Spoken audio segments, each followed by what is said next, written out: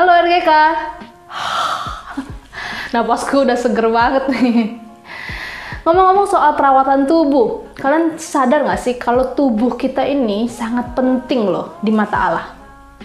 Berbeda dengan ciptaan lainnya yang Allah ciptakan hanya dengan berfirman, tubuh kita ini secara khusus dan detail Allah bentuk sendiri dengan tangannya. Di Kejadian 1:26 Allah berfirman, baiklah kita menjadikan manusia menurut gambar dan rupa kita. Dan Allah membentuk Adam dari debu tanah lalu dihembuskan nafas hidup. Demikian pula dengan Hawa yang diambil dari tulang rusuk Adam lalu dihembuskan nafas hidup. Ciptaan lain tidak diperlakukan secara khusus seperti ini loh. Bahkan diberi nafas hidup dari Allah. Ini menunjukkan pada kita bahwa tubuh kita ini sangatlah penting. Selain itu teman-teman, ketika Allah menebus umat manusia, dia juga datang dalam sebuah tubuh. Yesus adalah Allah yang menjadi daging manusia. Yesus menjalani hidupnya selama di bumi sama seperti kita. Dia tidur, dia beristirahat, dia makan, dia mandi. Meskipun di Alkitab tidak dicatat bahwa Yesus gosok gigi, apalagi sampai senyum Pepsodent. Tapi kita juga yakin bahwa dia juga merawat tubuhnya. Ketika kakinya kotor, dia pasti membersihkannya. Sampai kebangkitan Yesus pun, dia bangkit dalam sebuah tubuh. Teman-teman coba lihat, dari penciptaan hingga inkarnasi, bahkan sampai nanti kekekalan, kita akan ada dalam sebuah tubuh. Kita dicipta untuk memiliki tubuh.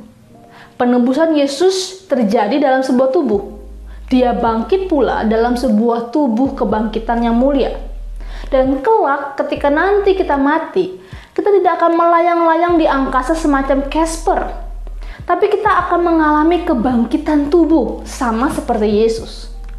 Karena itu tidaklah heran ketika Alkitab berulang kali menekankan bahwa tubuh kita ini penting dan tidak dapat dipisahkan dari ibadah kita. Misalnya saja perkataan Rasul Paulus di Roma pasal 12 ayat 1, bahwa kita perlu mempersembahkan tubuh sebagai persembahan yang hidup, yang kudus, dan yang berkenan kepada Allah. Itu adalah ibadahmu yang sejati.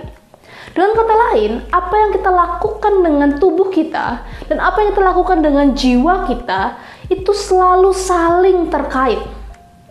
Nah kalau begitu pertanyaannya adalah apa sih hubungannya menggosok gigi dengan jiwa kita? Yuk kita diskusikan 2 poin penting ini. Yang pertama, merawat tubuh. Perawatan kecil setiap hari yang kita lakukan adalah cara kita menghormati tubuh sebagai bagian yang sakral dari ibadah.